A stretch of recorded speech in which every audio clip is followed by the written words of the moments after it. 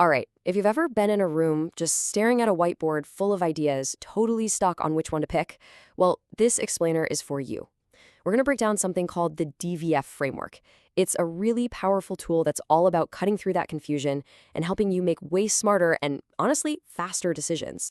I mean, just picture your team's last big brainstorming session, right? You've got a whiteboard just packed with potential projects, all these exciting concepts, so many promising directions.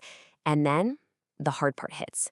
How in the world do you actually decide which one is the right one to go after? Yeah, it's a familiar feeling, isn't it? Every single option has someone in the room championing it, and every idea feels like it's the most urgent thing ever. And what happens? You don't move forward at all. You're just stuck in these endless debates. That's a classic case of analysis paralysis. And let me tell you, it can stop even the absolute best teams dead in their tracks.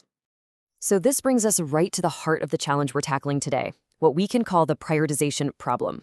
See, what we need is a system, right? A clear, rational way to get from that chaotic debate to confident, decisive action. And that's exactly what this framework is designed to give us. The solution here is actually pretty elegant. It's all about looking at every single idea through three distinct, really powerful lenses. These are the three pillars of the DVF framework: desirability, viability, and feasibility. Trust me, each one gives you a totally unique perspective that is absolutely crucial if you want to make a smart decision. Okay, so first up, desirability. Think of this as the human lens. It forces you to just forget about the budgets and the tech for a second and ask the most important question of all. Does anyone actually want this? I mean, think about all those beautifully engineered products that just completely flopped. Why? Because they were solutions looking for a problem. Bottom line, if nobody desires it, nothing else even matters. Next, we've got viability, and this is the business lens. You can think of this as the ultimate reality check for your wallet and your overall strategy. Does this idea make any commercial sense? Is it going to support the business or just drain it? So many beloved, highly desirable products have been killed off simply because they weren't viable. They were actually costing the company money. And let's be real, desirability alone just doesn't pay the bills. And finally, we have feasibility. This is the technical lens.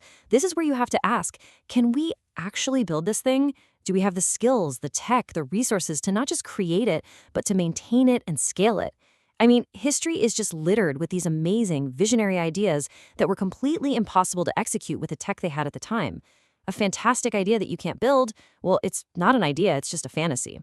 Okay, so we've got our three lenses: desirability, viability, feasibility. Great. But how do we turn these big concepts into a real concrete decision?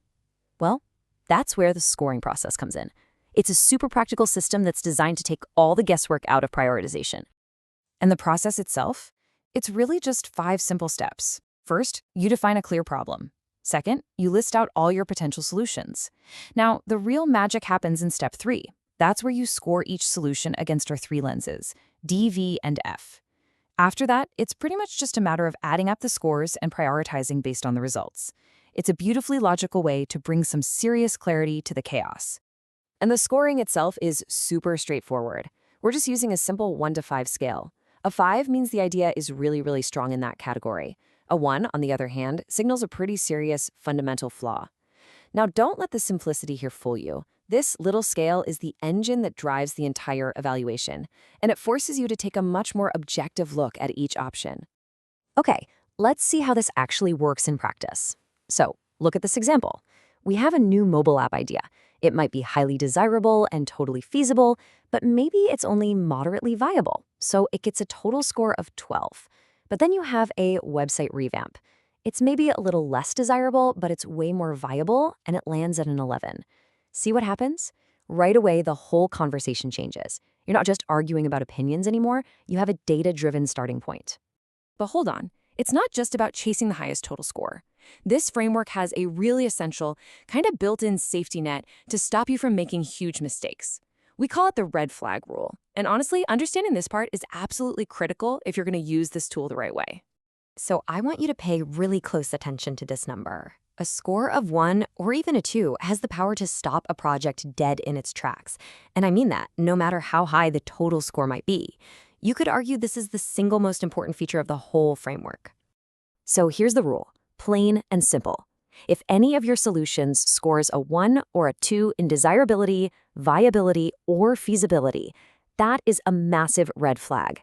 That low score is signaling a fundamental, potentially project-killing flaw. And again, it doesn't matter how high the other two scores are. Yeah, this quote from the source material really just sums it up perfectly. The whole point of the red flag rule is to stop you from falling for an idea that looks fantastic on the surface, but has some kind of fatal weakness hiding underneath. It's what protects you from chasing a project that's, say, technically impossible, or would be a complete commercial disaster. So, after all this, what's the big payoff? What's the ultimate outcome? Well, by using the DVF framework, you really forge a clear path forward. You get to replace gut feelings and, the loudest voice in the room with a structured, transparent process.